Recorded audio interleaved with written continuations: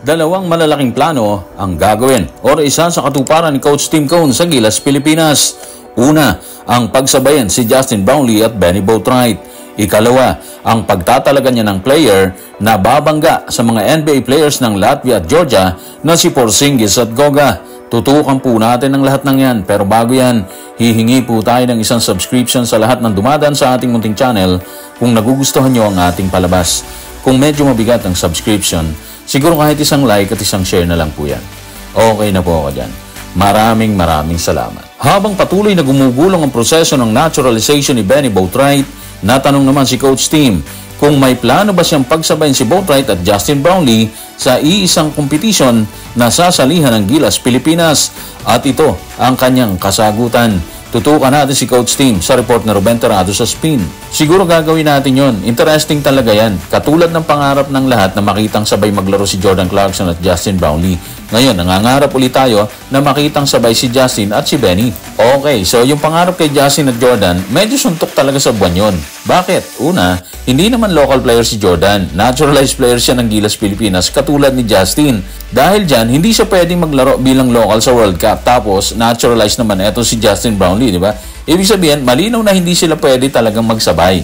Kung sa SEA Games or kahit sa Asian Games, parang medyo malabo rin kasi yung sked ni Jordan Clarkson sa NBA, yun ang magiging hadlang doon. Tapos yung malaking bayad rin, di ba? In fairness naman kay Jordan Clarkson, palagay natin, hindi naman siya yung humihingi ng ganong kalaking talent fee. Nagkataon kasi meron siyang agency na nag-handle ng lahat ng negotiation. So yun ang rason bakit malaki bayad sa kanya.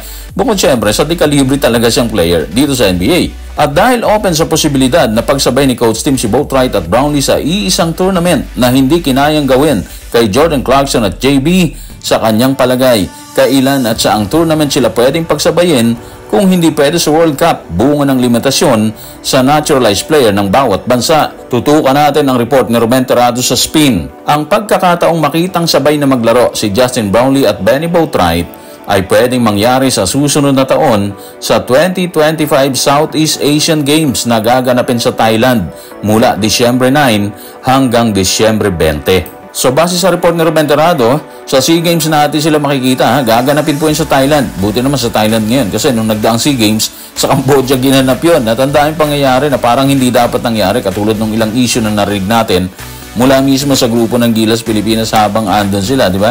So, kumpirmado po yan sa SEA Games. And kung maalala natin guys, nagparada ng halos 6 ata na American players ang Cambodia. So, ibig sabihin, pwede talaga si Justin at si Benny doon.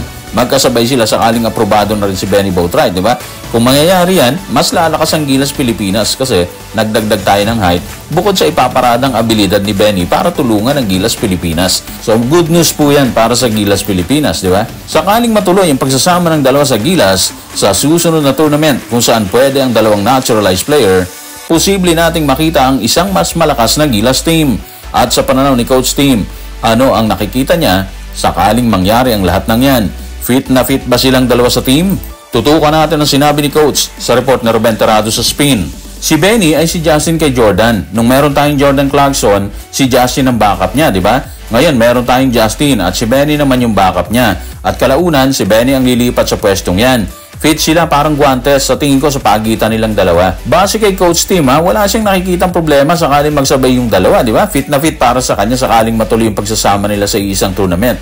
Sa Asian Games man yan or dito sa SEA Games. Siyempre sa Asian Games din kasi pwede naman sila doon. Kung maalala natin si Justin at si Ange Kwame, sabay silang gumalaw sa Asian Games, di ba? At ang resulta doon, nakuha natin yung gold medal nung makasagupa natin ng Jordan sa finale. Yung China, tinapos naman nila sa semis pa lang ng bakbakan. Actually sa tingin ko nung time na yon, sa Gilas talagang gold medal kasi halos talo na tayo na, di ba?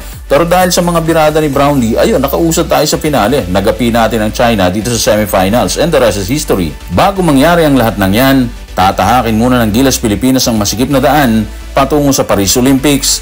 At dahil lubang mapanganib ang kalaban, partikular ang Latvia at Georgia, bunga ng NBA players na dala-dala nila, tila may nakahanda ng player si Coach Tim para isagupa sa mga NBA players na yan. Tanong, sino ang napipisol ni Coach Tim na sumagupa sa mga NBA players ng kalaban? Tutukan natin si Coach Tim sa report ni Paolo Mariano ng News 5. Key player natin si AJ. Siya yung totoong big man stopper natin. Siya ang magbabantay kay Kristaps Porzingis or yung ibang NBA player na si Goga ng Georgia. Mahirap ang trabaho ni AJ at kakailanganin natin siya. Grabe yung revelation ha. Isipin nyo si AJ Edo ang ibabala ni Coach Tim dito kay Porzingis at kay Goga, NBA players ng Latvia at Georgia. So ibig sabihin, ganong kahalaga magiging role ni AJ Edo sa dadaan ng pagsubok ng Gilas Pilipinas dito sa Olympic Qualifying Tournament. Hindi biro, di ba? May kayo naman talaga si AJ kasi nakita naman natin yung ginawa niyang pagdepensa sa ilang NBA players din nung panahon ng kampanya ng Gilas Pilipinas dito sa World Cup. Kahit nabigo tayo doon, parang nagmarka naman yung performance doon ni AJ Edo. Hindi lang naman si AJ ang nagmarka doon ha. Lahat naman may pinakita sa World Cup. Hindi natin binabaliwala yon. Ang sistema lang kasi, siya yung napipisil ngayon ni Coach Tim na pumigil sa mga nagbabantang NBA player ng Latvia at Georgia. Ang problema, galing siya sa injury. So sana fit na fit siya pagsapit ng Olympic Qualifying Tournament para mabigyan natin ng magandang laban ng mga European teams na katulad natin, naghahangad rin na makapasok sa Paris Olympics. So guys, maraming salamat.